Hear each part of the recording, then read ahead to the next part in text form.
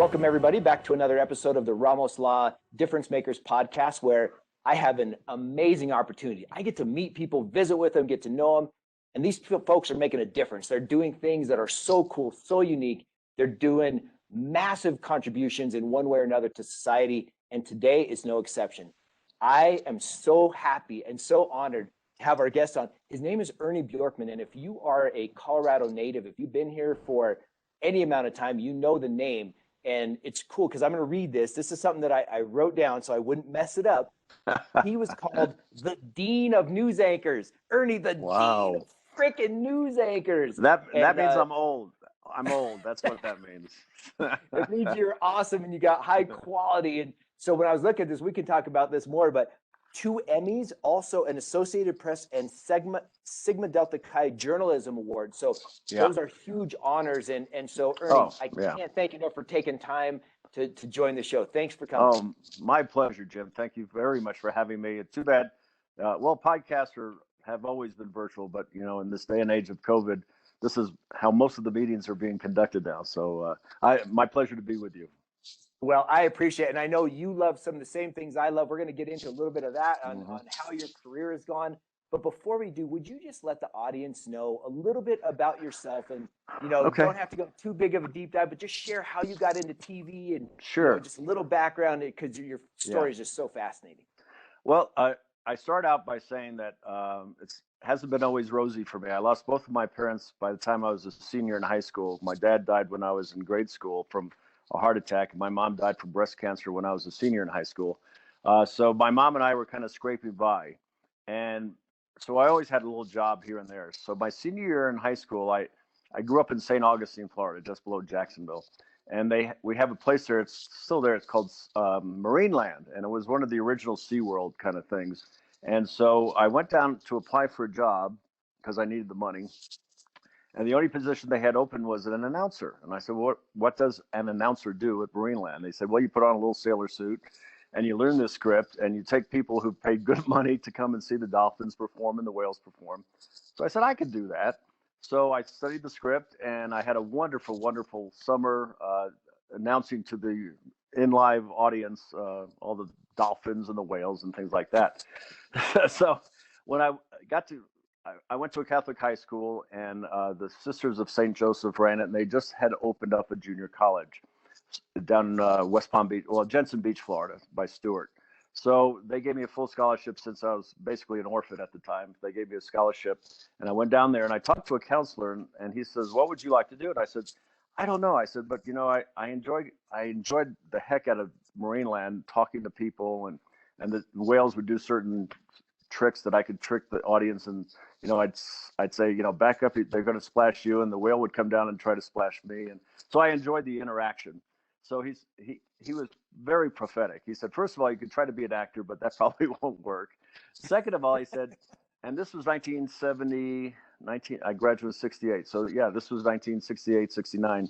He said, I think local television news may be your avenue. He said, if you like to be with people or in front of people, even though I don't see people when I'm talking to the camera, he said, I think that's a good avenue for you. So I did all my kind of liberal arts thing in junior college. Then I went on to the University of Florida that has a wonderful telecommunications school.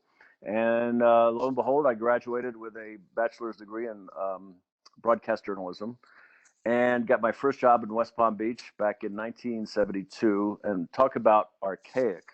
I mean, we have come light years in the TV industry. I mean, I was working out of a trailer. We shot our own. Back then it was film. It wasn't video or digital. And we had to process the film. We had to hot glue it together to splice it.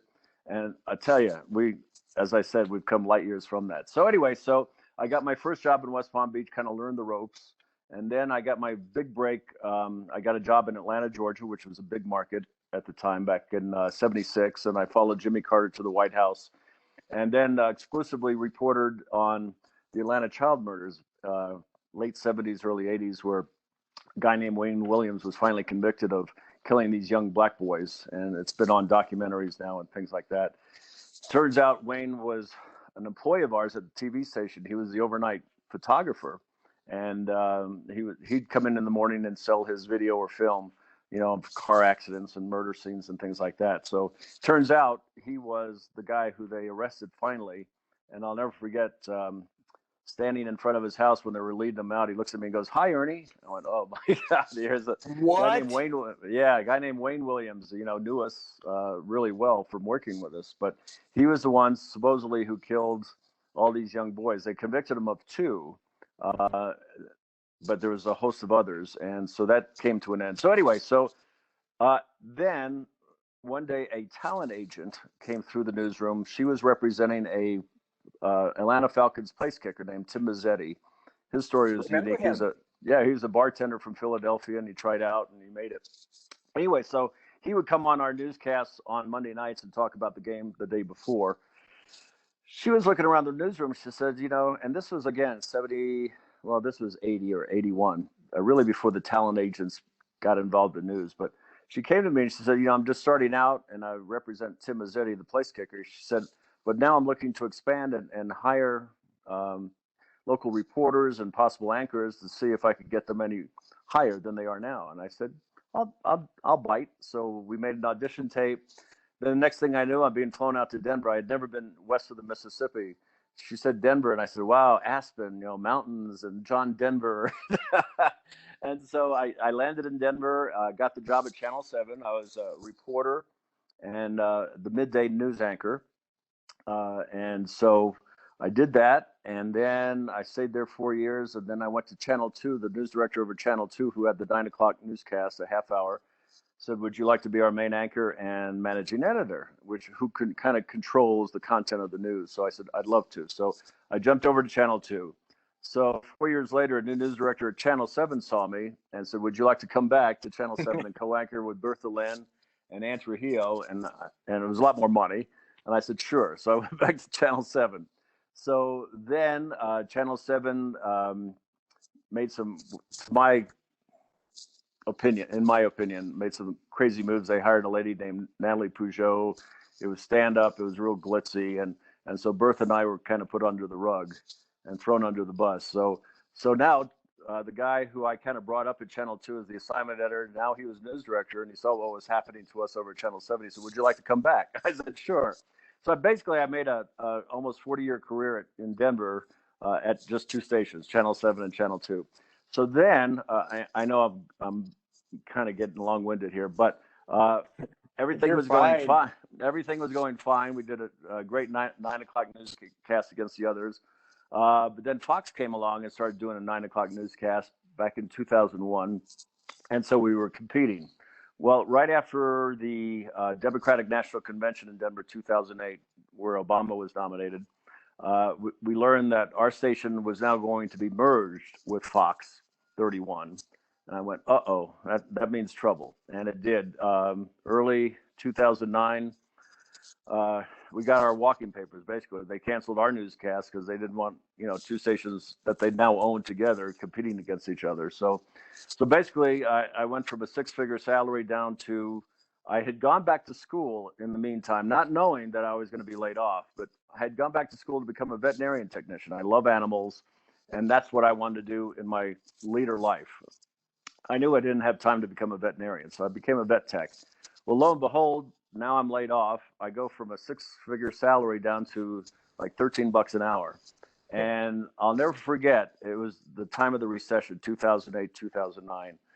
And suddenly, Dusty Saunders with the Rocky Mountain News, Rocky Mountain News, when it was in existence, did a story on me and how my plan B was to be a veterinarian technician. And luckily I had, because I had something to fall back on. Meanwhile, all the thousands and thousands of people around the country being laid off in this recession. So, long story short, the New York Times picks up on that story, and a guy named Brian Setzer, who's now on CNN, he wanted to do a story on all these older news anchors who were being laid off because, quote, they were making too much money in this recession. So he came to Denver and did a story with me, and I was kind of like the point of this whole story. And so from there, 2020 on ABC sees that report and wants to do a story on me as the person or the example of, in the news media, people are getting laid off because of all this. So they came out and followed me for a week. my last week at Channel 2, and it was the day after Sully put the plane down in the Hudson River. I'll never forget it. This show on 2020 aired with Elizabeth Vargas.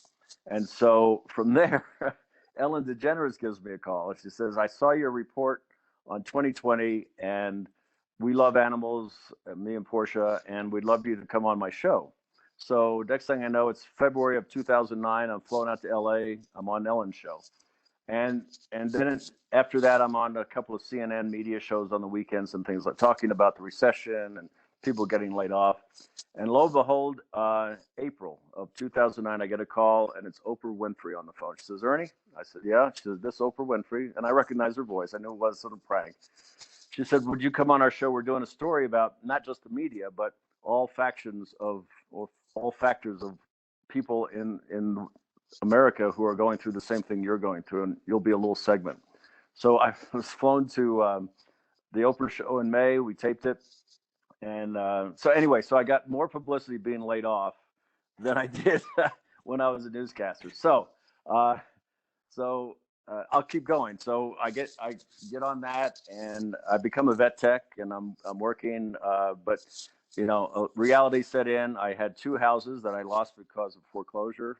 I couldn't sell them in the recession, so I lost those. I got a divorce over all that, and so I'm going along, and now I start picking up some freelance jobs with dental companies and things like that. And I meet a new, beautiful woman who's now my wife of 10 years, and so we're sitting around in Boulder one day, and she says, we should travel. And I said, yeah. But I said, I'd like to travel with a purpose. So just fate would have it that we got this random email that says we're having a Peace Corps over 50 seminar at CU Boulder.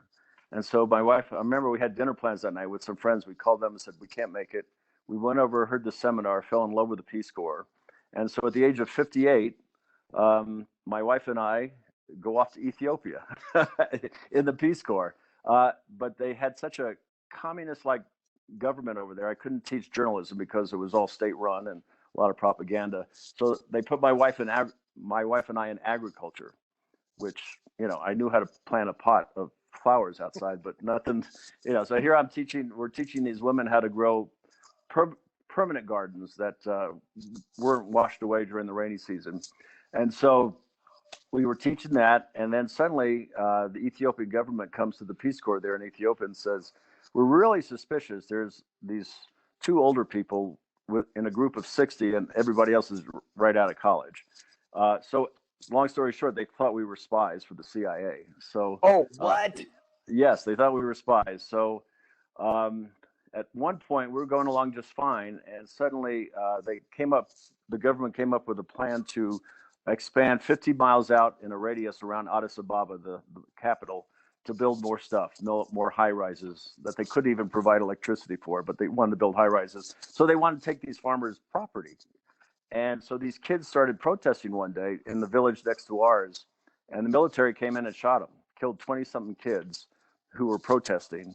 And so that's when Peace Corps came to us in the U.S. Embassy and said, you could be next, so we're going to get you out of here. So they took my wife back to Addis Ababa and sequestered us for 2 weeks in a hotel. And then it was something out of the movie Argo. We got a call at midnight going, we've got a plane for you to leave the country at 3 a.m. So here we are. We're out of Ethiopia after a year of service. We were supposed to serve 2 years, and landed. Luckily, I had a cousin in London, so we landed there, and she gave us a great time, and we went from primitive conditions, going to the bathroom in a hole in the ground, to a beautiful place in London. And then we came back to the United States, and I said, what do you want to do, honey? And she goes, well, you grew up in St. Augustine. Let's live on the beach for a little while. So we bought a houseboat. We lived for 2 years on a houseboat. And in the meantime, we kept seeing all these, I know I'm not letting you talk at all, Jim. I'm sorry. No. Listen, I'm okay. I'm taking notes. There's so many follow-ups. I asked for your story, and it's not been all rosy like you said. This is great. No. So anyway, during the 2 years we were in Florida on a houseboat, we kept seeing all these billboards, people playing tennis and playing golf for these 55+ communities.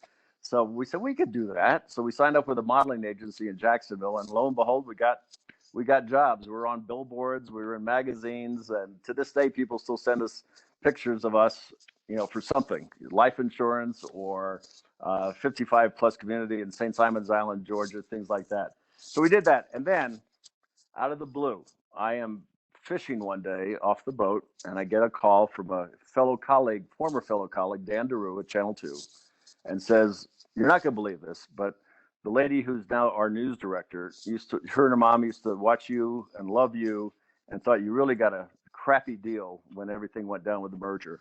She said, "So call her, because I think she may want you to come back."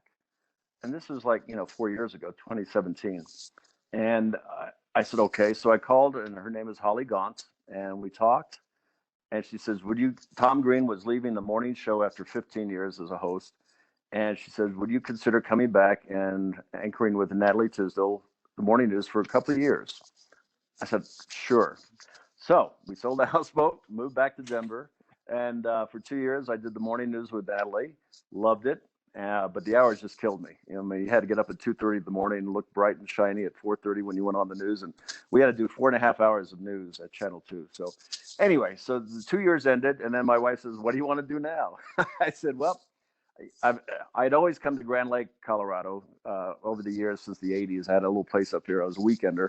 I said, why don't we move back to Grand Lake? She had been up here too and fell in love with it. So we came up here, we bought a little condo, and suddenly there was 4 openings on the town council. And I said, I've never been in politics, but people thought I was crazy. But I said, I want to run. I said, I want to, now that I've got the time, I want to give back to Grand Lake over the many years I've been here.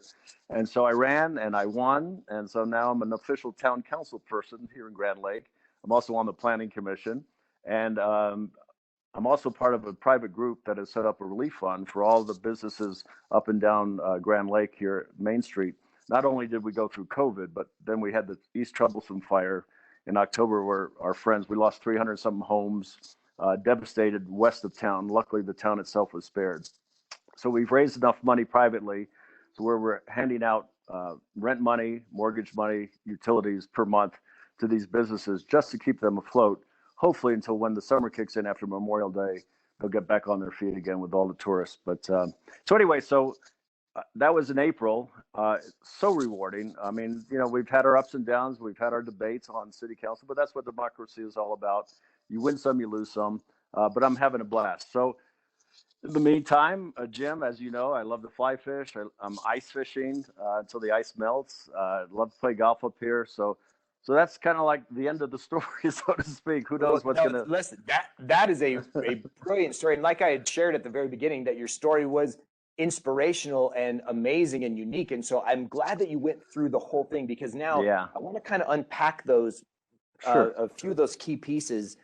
Because again, in the meantime, you found something that you love to do early with the dolphins, right? And being able to have that connection with the animals and the people. Right. Then that took you where someone says, well, maybe you should get in front of a news camera. I don't know how many people say that as advisors anymore, if that's an advice. It's weird. Like I said, he is very prophetic. He knew that local news was really going to take off. And this was back in the 70s. And boy, it did. I mean, by the time I ended it, here I went from shooting film in a little Bell and Howell camera to being able to hook up a satellite dish on top of a truck and broadcasting anywhere in the world. So we have come light years from when I first started. So if someone, Ernie, today wanted to be in TV or as some sort of a personality on camera, on air talent, would you have any advice for them? Because, people listening, there's all kinds of things, but many people say, well, I couldn't do that. And I don't know this and I don't know that. What would you say after having come through all you've come through and seeing the changes that we have now? Yeah. Well, first of all, I say you have to be curious about the world. You have to be curious about people, their stories. So I would say, and unfortunately, we've gotten away from this. I've met many people along the way in our business that weren't formally trained as broadcast journalists or even newspaper journalists. So I would still recommend for somebody when they go to college to major in telecommunications, broadcast news. You just learn the foundation of things like law, what you can say, what you can't say. Then you get excellent opportunities to work. Usually the big universities have in-house studios where you can do your own little newscast. And then the first thing I tell people who are doing that is to get internships, learn as much as you can, experience as you can in a real station, usually in one of the cities where the universities are. They have internship programs. So by the time you graduate, you don't have to be trained that much. So you can get into that first job and hit the streets running. And then going back to my old journalism days, it's certainly changed. You know, when I first started, we had 3 stations: ABC, NBC, CBS. So we were fighting for 3 pieces of the pie. Now you've got what, 500 stations. You've got you've got all these 24-hour cable news stations, and to me, the whole thing has gone downhill. Sorry, that's my opinion. There's so much bias on either side. You know, when I did, and I still support local journalism. I said, if you watch a local newscast wherever you are, it's going to be mainly unbiased. You're not being told what to say, what not to say. When you get to the CNNs and the Foxes and things like that, they know they want to get a certain audience, so they slant it in that way. But from the old time journalism school, you reported the facts, you let people decide for themselves. You didn't give opinion, you didn't do commentary, you didn't smile, you didn't say this or that was derogatory. You just presented the facts and left it at that. Unfortunately, today that's not the way it is. But Yeah. so anyway, so my always suggestion to students who always talk to me, I say, get a journalism degree, get as much experience as you can, either in the studio there at the station, at the university, or intern at a real life station in one of the cities that you're in, and then go from there. And you're going to have to start small. You're not going to get hired by New York or Denver or LA. You got to start small. Usually, like I started in West Palm Beach, Florida at the time, was small, working out of a trailer, making like $60 a week. So I tell people, you're not going for the stars immediately. If you're good, you're going to work your way up.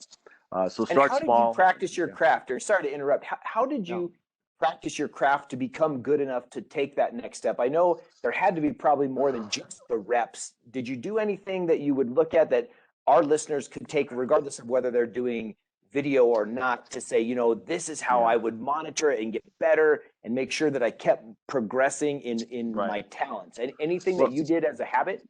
The first thing I did was back in the day before all the social media, I read as many newspapers as I could. I was trying to keep it informed about a lot of things, because one day you're interviewing President Reagan back in the day, or President Clinton or Bush. Next day you're talking to a local school teacher about the school system and things like that. So I try to keep abreast of everything. And again, it's a lot easier now with social media, probably a lot harder though, with all the false information out there. So anyway, so that was it. And then, I would practice. I would have the camera guy stay on an hour or so after the newscast and record me, and, reading the teleprompter and looking natural. And so I honed that craft of being on camera in front of it. And that's the big thing, Jim, is, back in Marineland days, there was real people sitting in the bleachers watching the dolphins jump and watching me talk. On TV, you're looking into a black hole. You're reading a teleprompter that's in front of the camera, but you're looking into a black hole, and you know that there's thousands of people watching you, but you can't relate to them because you can't see them. So I always kind of had a Joe Sixpack in my mind, a guy who just came home from work, cracked a beer open, sitting down, and he wants to know what happened in Denver that day. So I always related my stories and wrote my stories and try to talk to Joe Sixpack. And so I think that helped me progress along the way and look natural. And even today, I'm doing freelance stuff for certain companies, and I have to read a teleprompter, and they love me because I know how to read a teleprompter and not like stare, and I look natural. So I practice a lot. But over the years, it becomes ingrained in you. And so over the years, it's not as hard as it was in the very beginning. Well, you know what? It sure did come across natural. I watched many broadcasts, and it was beautiful. And with all the stories you've done, are there any? You've done thousands and thousands. Are there any inspirational stories of just overcoming that just moved your heart and made you feel like there's so many amazing people and things in this world that you'd like to share? Yeah, well, I'll start with the original President Bush, HW, I think it was. Here he is president, and he's running against President Clinton. Governor Clinton. at the time. It was 1992, and they're lagging in the polls. So they're inviting local anchors to come on board Air Force One and do an interview with President Bush. And I get the honor of being asked from Denver. So I'd love to. So we fly to Detroit, and we pick up Air Force One in Detroit with President Bush. And along the way, we're told that we have 10 minutes max interview time with him in the office there on Air Force One. So we stopped in Sioux City, Iowa. And I'll never forget. And he was doing a campaign stop. It was like in the big barn out in the farmer's field. It was hot. It must have been 100 degrees. This was September, October. Must have been 100 degrees. And he was sweating. And so he comes back on board Air Force One, and I'm next to interview the president. I'm going, oh my God. I said, this guy is just depleted, man. He's going to take a shower and he's going to cancel, blah, blah, blah. So, about a half hour later, while taking off, Marlon Fitzwater, who was the PR guy, the press secretary, says, Ernie, you're up. I said, okay. So I go to the front of the plane and go into the presidential office that they have on the plane. And he's there, and we shake hands, and we just start talking before the cameras roll. And I tell him that I was friends with his son, Neil Bush, who lived in Denver, and we played golf together. And so next thing I know, somebody's bringing me a sleeve of White House embossed golf balls. And so we do the interview. And so I go, well, I guess that's it, huh? And he goes, no.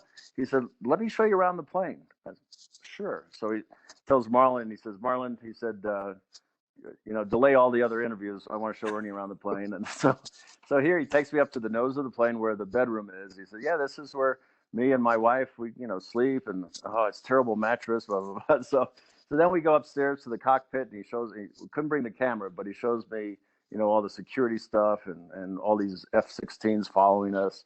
And then he takes me down and shows me, he said, this is an empty room, but guess what it can be? And I said, what? And he says, this can be an operating room. He says, we always have surgeons on board. If a president has a heart attack or whatever, we can do surgery right here. Anyway, so he takes about a half hour of his time showing me around.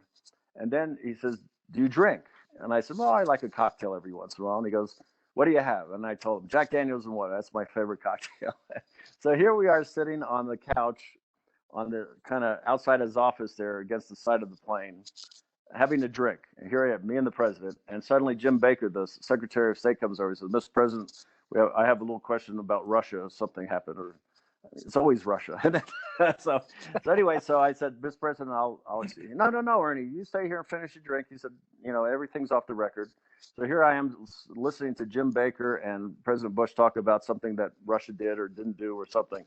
And I'm going, this is unbelievable. And so then he says, well, we're going to land in Denver. He says, would you like to walk off, just behind me, on the stairs? I said, I'd love to. so we land in Denver, and he goes down the stairs, and I'm, a couple of people behind him, and people, hey, there's Ernie from Channel 7 or 2. I forget, Channel 7. And so anyway, here he is president. And I told his staff, I said, I know he's lagging in the polls, but I said, he just showed me something today that no matter how big you are, how strong you are politically or anything else, what position you hold, you can always take time to be friendly. And boy, I'll never forget that. I've got a picture with him. I've got a poster that says I've flown on Air Force One. So that's my inspirational story. And I always remember that because I always remember where I came from, being an orphan. And so I don't care if somebody was a janitor or somebody was the president of the United States. I always took time, always listened to them because I just love people. And again, I don't care who you are, where you are, what color you are. People are people, and there's always an inspirational story out there. And so anyway, there was many more, but I remember President Bush being so kind to me and so friendly, and I'll never forget that. That is incredible. That gave me chills hearing about that. There has to be so many. And as you were telling your story at the beginning, you mentioned a lot like someone asked this and you said yes, and someone asked that and you said of course, and someone said would you, and you said yes. I'm interested because there are two camps on this and I happen to fall in the same one you do, that I say yes at every opportunity because I don't know what I'll learn, what I'll give, and what next opportunity will come. There are other people that get to a point where they say, if I don't say no, then I can't get the most important things in life done. Yeah. And I think there's a balance there. What did There's a you go balance. more? Did you go the yes, or did it go to eventually Well, you had to say no? How did that work? yeah, I did a lot of yeses, and because of my position in the news business, being an anchor and influential, uh, I would get calls every week to MC a charity event, um, every week, and I gladly did it because I love to help all these organizations. But after a while, I did have to start saying no because my weekends were shot. I couldn't relax on a Saturday because I had to be up Saturday night in front of a big audience emceeing something. So and to balance my life, I had to start saying no to some people. I hated it, but I did. So I learned to balance things, saying yes a lot. Uh, you know, just for example, now in Grand Lake, I said, yeah, I'll be on the planning commission, and yes, I'm on the creative district commission, and Mhm. yes, I'll help start up this relief fund. So I'm doing a lot as I did back then, but there's a time when I can't attend another meeting. I'm zoomed out. So I Yes. think with age, people learn to start selectively saying no and picking and choosing what you want to do and what you don't want to do. That is so valuable. I think that Yeah. advice is valuable because I've shared it with the young folks that have asked me about questions like, listen, you don't know what you don't know till you try something. So say yes to every opportunity and don't think Yes, anything's exactly. beneath you. And then there'll come a time where you'll get to or have to say no, but in the meantime, say yes. Oh, yeah. And one feature that you did that I was reading about that I'm fascinated to hear about was this thing that you did called trading places as Yes. part of the what you did. So can you explain what that was and just give a couple of cool Yeah. examples of that? Because so fascinating, so cool. Well, again, going back to my kind of simple roots, there's a lot of jobs out there that people don't appreciate that people do. And so I said, I'm going to do a series of, I'm going to trade places. I'm going to let them sit in the studio and maybe read a few lines on the teleprompter, but I want to do their job. I was a trash collector. I was a dog catcher. I was a donut maker at Krispy Kreme. I was, what else was I? Oh, I was a teacher at a nursery school, a preschool nursery school. So things like that. And then I did a story on that, me being that person. And it was very enlightening, very uplifting. And I hope that people who watched the shows got a sense of how important those people, even the dog catcher, treating animals and catching them and helping the communities, to even making the perfect donut for Krispy Kreme. It was an eye-opening experience, and I got a lot of great reaction from it. And the garbage guys and the trash guys, I should say, and things like and how hard teachers have to work in preschool. And I can't imagine right now, especially with this COVID thing going on, zooming elementary schools kids No way. to pay attention to their homework or their work. So anyway, so that was Trading Places, and I just loved it. I would have kept going, but something ended it.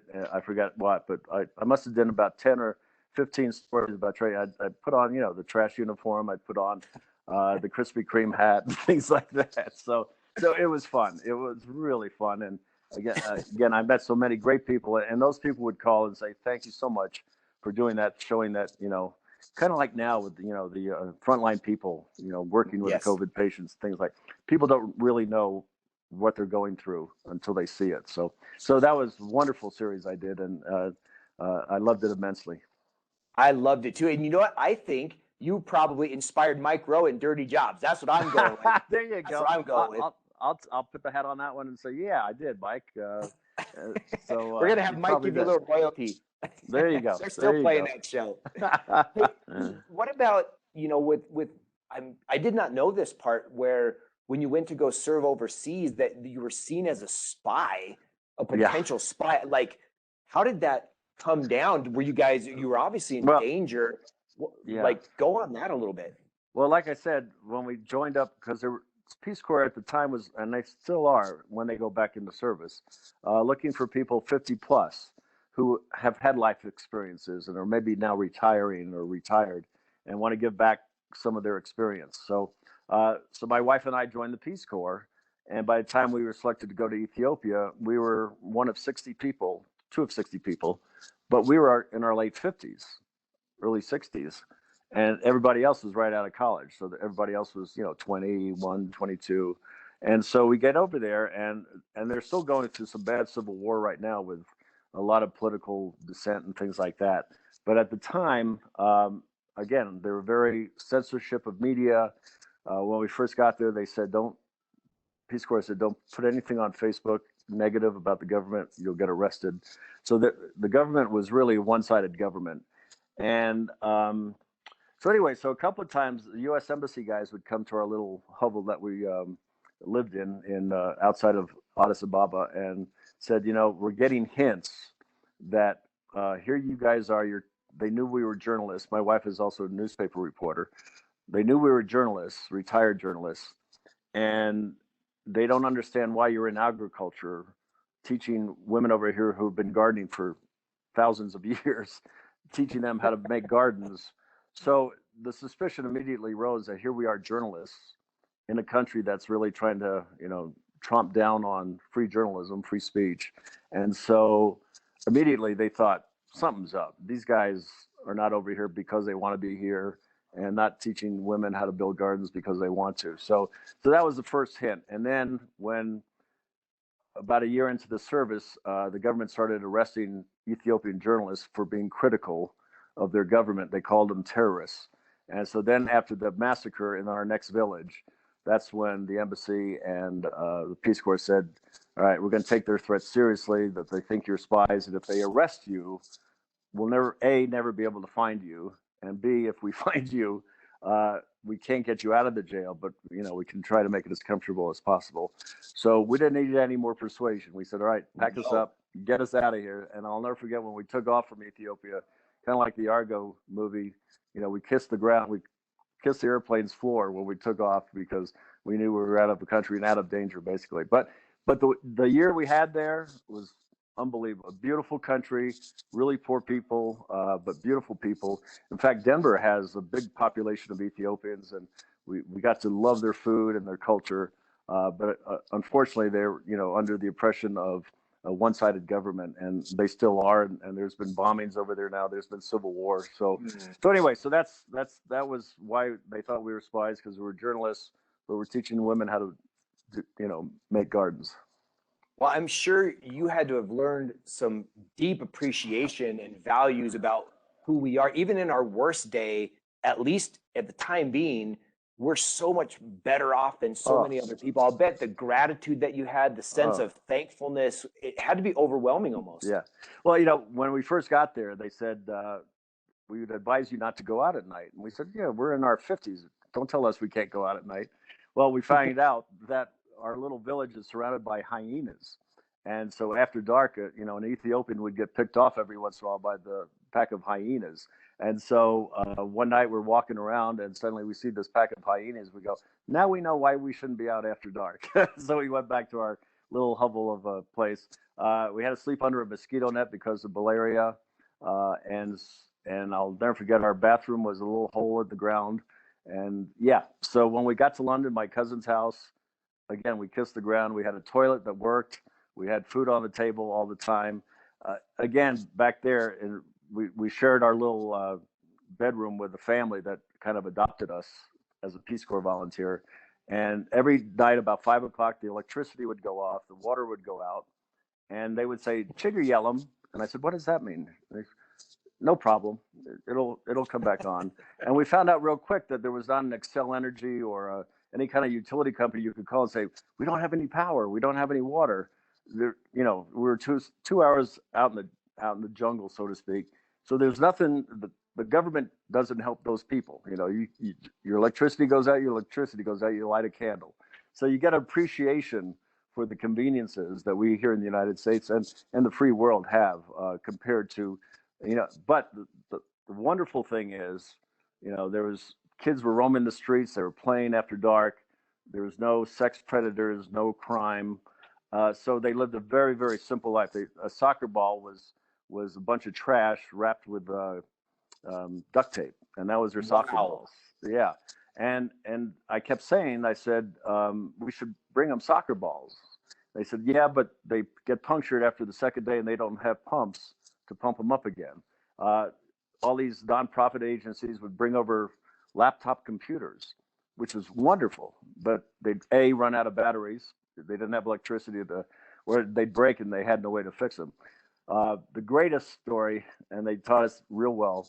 A group of Peace Corps people came to a village in Africa by a lake, and they said, "You need to eat more fruit and vegetables, so we're going to grow apple trees by the lake." And the natives said, "No, no, no, no, no, no apples." "Well, yeah, we're gonna make your lives better. We're gonna grow apple trees." So the apples started ripening, and then the day of picking, they go out there and there's no apples. Well, turns out the hippopotami, whatever, who lived in the lake, as soon as the apples were ripe, they all came out, ate all the apples off the tree. And that's They what love them. the natives were trying to tell the Peace Corps people, no, they won't last. They won't survive. So you learned a lesson about you can go in there and help, but you really can't tell them how to live life because they know from experience what to expect and what not to expect.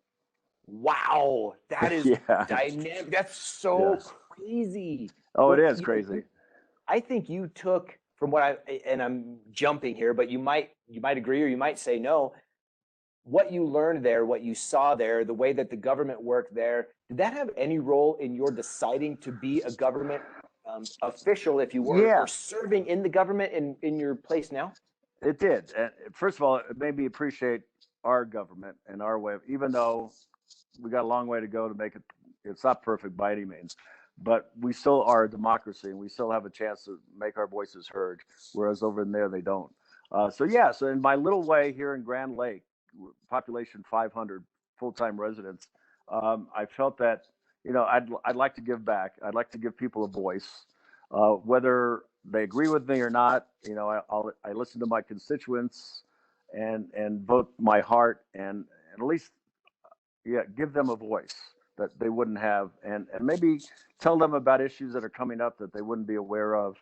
So that in the back of my head, being constrained like that over there and seeing how the people had no power at all.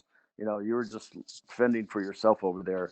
That in a way kind of got me involved in local politics. But again, the biggest thing here is that I loved Grand Lake for so many years. I just wanted to give back, and there was an opportunity, and it's been rewarding.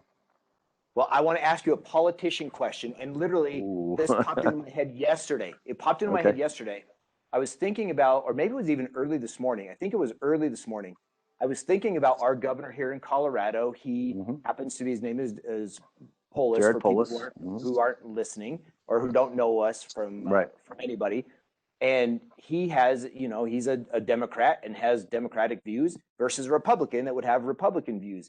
Right. And it brought me to thinking there are states that are doing COVID differently than Colorado, right? Some of them are more open, some of them are less open. And a governor has to make a call based on whatever he or she feels is theirs. Just like a mayor, the president, or a city council person, they all have to make calls for the people they represent. And what was running through my mind early this morning was, if I had a chance to speak with the governor, and I said, man, just tell me where you're coming up with this, because you have to make a call for me that I have absolutely no power over and I don't agree with necessarily. How do you do that? So now, because you are doing the same thing, Ernie, do you have to weigh the balances of both sides? Because you have what you believe is best, but how do you go about navigating making those decisions that affect people's lives? Same as I did in journalism. I researched a lot and I would talk to a lot of people. Like if I was in governor's position, I know he's done this. I mean, you talk to the scientists, you talk to the health departments, you talk to the business people who are being affected by all this. And you gather a lot of information from all sides. But then, as Truman said, the buck stops here. Then you've got to make that decision whether to, strict regulations because of COVID or opening it up again. I think in the next month or so, us as a town council here have to vote on whether Grand Lake is still going to mandate masks or not. And so they're tough decisions. But I think because you do a lot of research, again, everybody keeps yelling, you got to listen to the science and all this. But you also got to listen to the economists and how it's affecting people in your state and businesses and jobs. You have to gather all that, but then it comes down to you to make that decision. And Yes. again, it may not be popular, maybe very popular, maybe unpopular, but you're the one in that position, and you'll be down in history as either right or wrong. Oh, that is good. Man, Yeah. Ernie, you have given so much of yourself to all of us through the decades. You've Oh, given so much oh, to our listeners today. I want to ask you one final question, and it's this. sure. Has there been one piece of advice that you've been given that has made the most difference or had the biggest impact in your life? Or have you learned something along the way that would now be that piece of advice that you would share with not only myself, but all of our listeners? Yeah. One thing, again, coming from where I came from, no matter how high you climb the ladder, there's always somebody right behind you that needs help getting up to that next rung. And I've always believed that there's always somebody there who needs your help.